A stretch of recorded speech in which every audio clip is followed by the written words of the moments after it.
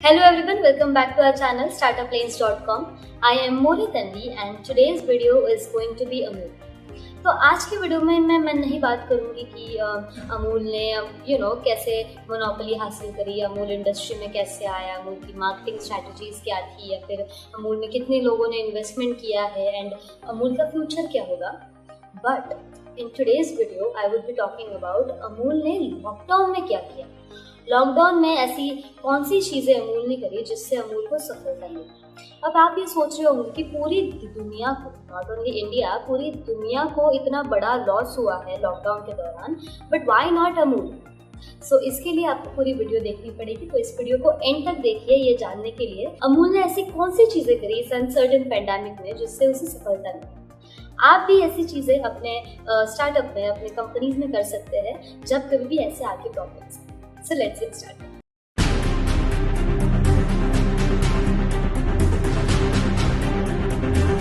अब मैं बातें कर रही थी लॉसेस की. तो पूरी दुनिया को इस पैंडेमिक की वजह से लॉसेस हुए, पर इंडिया को भी 2.9 ट्रिलियन डॉलर्स प्लस का लॉस हुआ है टिल डेट. और ये हो गई इंडिया की बात. अगर हम सिर्फ डेयरी प्रोडक्ट्स और डेयरी मार्केट की बात करें तो डेली का इनका लॉस होता था 112 करोड़. अब इस बुरे समय के दौरान there was this one company जिसने ना सिर्फ अपने लॉसेस कम किए बल्कि 698 करोड़ का प्रॉफिट भी हासिल किया. Of course I am talking about none other than Amul. Amul एक इंडियन ब्रांड है, तो हमारे लिए ये बहुत ही गर्व की बात है कि Amul has achieved such a huge success, that too in pandemic.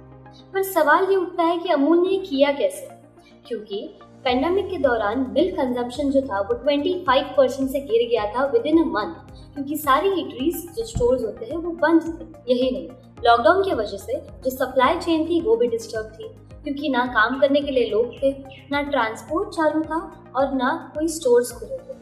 But फिर भी अमूल ने अपने डेयरी फार्मर्स को 800 करोड़ रुपए का इंसेंटिव दिया. कैसे? लॉसेस कम हुए, प्रॉफिट बढ़ते गए और बढ़ते बढ़ते अमूल को 39,200 करोड़ का प्रॉफिट हुआ, वो भी लॉकडाउन के फर्स्ट ईयर. अब आगे बढ़ने से पहले थोड़ी सी बैक स्टोरी तो बनती है.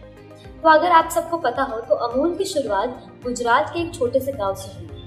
अब छोटे से गांव से लेकर दुनिया भर तक का सफर आसान नहीं, पर ऑफ कोर्स अमूल के ओनर्स ने, अमूल के टीम ने ब्रिलियंट स्ट्रैटेजीज के साथ इस सफर को तय किया और आज मोनोपोली हासिल की है डेयरी इंडस्ट्री में. और इन्हीं स्ट्रैटेजीज का फायदा उन्हें लॉकडाउन में भी हुआ. जहां एक तरफ बाकी के कंपनीज को सप्लाई चेन की कमी के कारण लॉसेस इनकर्ड करने पड़ रहे थे, वहीं अमूल को रोजाना 35 लाख लीटर दूध एक्स्ट्रा मिल रहा है. और इसी के कारण अमूल ने अपने जितने भी डेयरी फार्मर्स थे जो उनके साथ एसोसिएटेड थे उनको 800 करोड़ का इंसेंटिव दिया. सिर्फ यही नहीं, इस समय के दौरान अमूल ने 33 न्यू प्रोडक्ट्स मार्केट में लाए थे और ये सब पॉसिबल हुआ इंस्पिरेशन की वजह से. और उन्होंने इंस्पिरेशन ली थी अपने आप से, अपने पास्ट एक्सपीरियंसेस. तो अब चलते हैं मार्च 2020 में जब लॉकडाउन जारी किया. अब खैर दूध तो आता है इसेंशियल प्रोडक्ट्स में, पर बाकी प्रोडक्ट्स की ओवरऑल डिमांड बहुत ही कम हो गई. इसीलिए काफ़ी प्रोडक्ट मैन्युफैक्चरर्स ने या तो अपनी कंपनी पूरी तरीके से बंद कर दी थी, या तो सप्लाई कम कर दी थी क्योंकि डिमांड कम है, या तो अपने सप्लाई चेन को स्लो किया था ताकि आगे जाके वो बल्क में बेचे और फिर ज़्यादा पैसे कमाए. बट अमूल ने ऐसा नहीं किया. अब लॉकडाउन में जैसे कि सारी इंडस्ट्रीज बंद थी, वैसे ही होटल और रेस्टोरेंट इंडस्ट्री भी बंद थी और इसके वजह से डेयरी मार्केट जो था, डेयरी इंडस्ट्री जो थी, उसको बहुत नुकसान हुआ because they were directly connected and बहुत ही क्रूशल अमाउंट जो था होटल इंडस्ट्री का वो इन्वेस्टेड था डेयरी प्रोडक्ट्स में. जहाँ बाकी डेयरी प्रोडक्ट प्रोड्यूसर्स ने अपना मैन्युफैक्चरिंग कम कर दिया था, सप्लाई चेन को स्लो कर दिया था, वहीं अमूल ने अपना प्रोडक्शन 115% से बढ़ा दिया था. और अगर ये रिस्क अमूल ना लेता और अगर लेता भी, अगर लॉस हो जाता तो हजारों करोड़ का नुकसान हो जाता. बट अमूल ने ये रिस्क लिया एंड दे बिकेम सक्सेसफुल. अब सवाल आता है, डिमांड तो कम थी. जब प्रोडक्शन पहले होता था तभी भी लोगों को पहुंच रहा था. अब प्रोडक्शन बढ़ने के कारण ऐसी कौन सी चीजें हुई और वो लोगों तक भी कैसे पहुंचा जिसकी वजह से अमूल ने सक्सेस हासिल.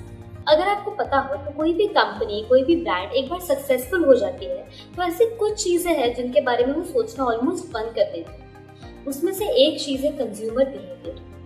अमूल ने लॉकडाउन के दौरान इसी नाच हुई या फिर नॉट सो इम्पॉर्टेंट चीज़ को वापस से ऊपर लाया और इसके ऊपर स्टडी किया। तो अमूल के स्टडी के मुताबिक सेफ्टी रीजंस की वजह से बहुत सारे लोग बाहर नहीं जा रहे थे दूध खरीदने के लिए, और जितने भी मिल्क प्रोडक्ट्स थे जैसे कि पनीर हो गया, बटर हो गया, घी हो गया, ये सब कुछ लोग घर पे ही बना रहे थे। केक, बिस्किट्स, इन सारी चीज़ों का जो प्रोडक्शन था वो कहीं ना कहीं घर पे हो रहा था। और एक और चीज़ नोटिस करी कि सेफ्टी रीजंस की वजह से, हेल्थ इश्यूज की वजह से लोग पैक्ड मिल्क जो है वो ज़्यादा कंज्यूम कर रहे थे। अब जहाँ बाकी प्रोड्यूसर्स ने ये रियलिटी को एक्सेप्ट कर लिया था कि ओके, लॉकडाउन में ये तो हो गए, जो भी छोटे मोटे मिल्क प्रोडक्ट्स है वो लोग घर पे बनाएंगे। बट अमूल के जो करंट एमडी है मिस्टर रुपेंद्र सोनी, उन्होंने इसको एक अपॉर्चुनिटी की तरह देखा और अपनी सप्लाई चेन को फुल पावर चालू रखा और अपनी प्रोडक्शन को भी बढ़ाया। अब जहाँ बाकी लोग पीछे हट गए थे, वही अमूल छा रहा था,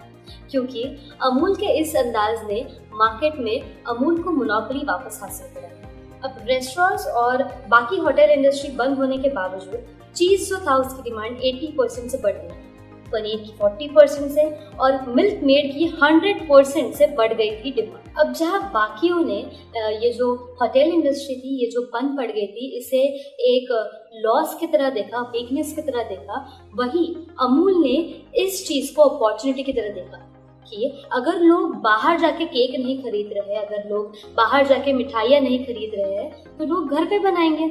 और घर पे किससे बनाएंगे? सारे डेयरी प्रोडक्ट्स से बनाएंगे, और dairy products come under essentials. तो डेयरी प्रोडक्ट्स कुछ भी हो जाए, बिकेंगे तो ज़रूर। इसी की वजह से ये जो छोटी मोटी चीज़ें थी, इसका प्रोडक्शन इतना बड़ा, इसकी डिमांड इतनी बड़ी। तो one of the strategies of Amul in the lockdown was the transport strategy. अब जैसे कि आपको पता है, अमूल के जितने भी प्रोडक्ट्स हैं वो मेनली गुजरात में बनते हैं और ऐसे कई सारी जगह है जहाँ पे बनते हैं, और वहाँ से ट्रक के द्वारा बाकी सारे जगहों पे वो एक्सपोर्ट होते हैं। बट लॉकडाउन के दौरान एक तो वर्कर्स की कमी थी, और वर्कर्स की कमी के होने के कारण ट्रांसपोर्ट जो चेन था वो बंद पड़ गया था।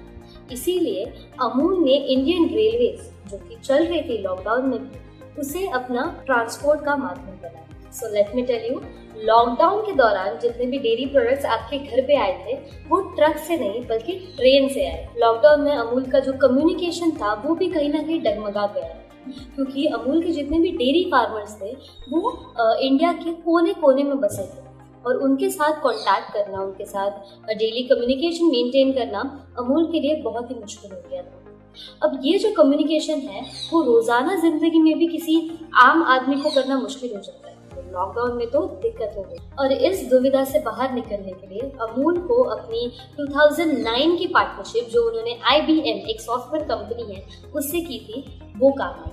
अब IBM सॉफ्टवेयर जो है वो अमूल की सारी चीज़ें देखता था, उनके प्लान्स, उनके मैनेजमेंट स्किल्स, उनके जितने भी ट्रांसपोर्ट से रिलेटेड चीज़ें थी, वो सारी चीज़ें डिजिटली अब हैंडल हुई। अमूल ने ना ही अपने डेयरी फार्मर्स को इंसेंटिव प्रोवाइड किया, बल्कि जो अमूल के साथ जुड़े हुए लेबरर्स थे उनकी भी रहने की और खाने पीने की सुविधा अमूल ही करता था, बिकॉज ना ही वो घर जा सकते थे और ना ही कहीं बाहर रहने की उनकी क्षमता थी। अब अमूल के जो MD है मिस्टर सोडी, उन्होंने इस लॉकडाउन पीरियड में इतने अच्छे से स्टडी किया था कि वो रोज़ाना फार्मर से 35 लीटर दूध जो है वो एक्स्ट्रा लेते थे, और उन्हें 250-200 तक का भी इंसेंटिव डेली प्रोवाइड करते थे। ऑल्सो नॉट ओनली दिस, ये सब अमूल ने अकेले नहीं किया। अमूल ने लॉकडाउन के दौरान कुछ ई-कॉमर्स साइट से टाई अप कर लिया था, जैसे कि फ्लिपकार्ट, जोमैटो, डंजो, बिग बास्केट, इन सारी कंपनी से उन्होंने टाई अप किया था कि उनका सप्लाई अच्छे से। आज के डेट में अगर आपको कोई अपना प्रोडक्ट बेचना है तो मार्केटिंग से बड़ी चीज़ और कोई नहीं है। आप ये मानोगे कि बड़ी से बड़ी ब्रांड्स को भी मार्केटिंग जितना करो उतना अच्छा है, उतना वो प्रोडक्ट ज़्यादा लोगों के मन में बैठ जाता है। Amul also did the same thing in lockdown. अब जहाँ एक साइड अमूल के कॉम्पिटिटर्स ने लॉकडाउन रिस्ट्रिक्शन की वजह से एड्स दिखाना कम कर दिया था, वही अमूल ने 316% से अपना एड व्यू जो है वो बढ़ा दिया था, और अमूल ने ये एड्स पुराने चैनल्स पे दिखाना ज़्यादा बेहतर समझा, बिकॉज उस समय में जो दूरदर्शन था, डीडी नेशनल था, उस पे रामायण, महाभारत, ये सारे जो सीरियल्स थे वो ज़्यादा दिखाए जा रहे थे। और नॉस्टैल्जिया यानी लोगों को पुरानी यादें जो है वो उनकी वापस ताज़ा हो, इसीलिए अमूल ने नए ऐड नहीं बल्कि पुराने ऐड भी वापस दिखाना शुरू कर दिया। जैसे बाकी सारी इंडस्ट्रीज डिजिटल हो गई थी, वैसे ही अमूल भी लॉकडाउन के दौरान डिजिटल हो गई थी। वो पेमेंट्स डिजिटल प्लेटफॉर्म के थ्रू करती थी, सप्लाई जो था वो डिजिटल प्लेटफॉर्म के थ्रू होता था, जैसे मैंने बताया ई कॉमर्स के साथ, और जितनी भी डिमांड्स आती थी वो भी कंप्यूटराइज या फिर डिजिटली आती थी। तो Amul also turned digital in lockdown. Amul ने ये नामुमकिन सफर मुमकिन कर दिखाया। वैसे ही आप भी कोई भी नामुमकिन सफर मुमकिन कर सकते हैं, बस एनालिसिस, प्रॉपर एनालिसिस की जरूरत है। जो भी आगे आने वाली डिफिकल्टीज है उसे प्रॉपरली एनालाइज कीजिए और कॉम्पिटिटर्स को ना सोचते हुए जो भी आपके दिमाग में आए उसे बस कर दीजिए। बिकॉज जो लीडर्स होते हैं वो रिस्क लेने के लिए जाने जाते हैं। वो आगे जाके फेल हो या प्रॉफिट हो उसके ऊपर मैं आपकी वीडियो जरूर बनाऊंगी, तो आप रिस्क लेना मत छोड़िए। So that was it for today's video. Please subscribe us for more such wonderful videos, and if you have liked this video, do hit the like button which is given below. And if you want to know more about our company, do visit our website called startuplanes.com. Also, don't forget to follow us on LinkedIn, Instagram and Facebook. All the important links are given in the description box. Thank you so much.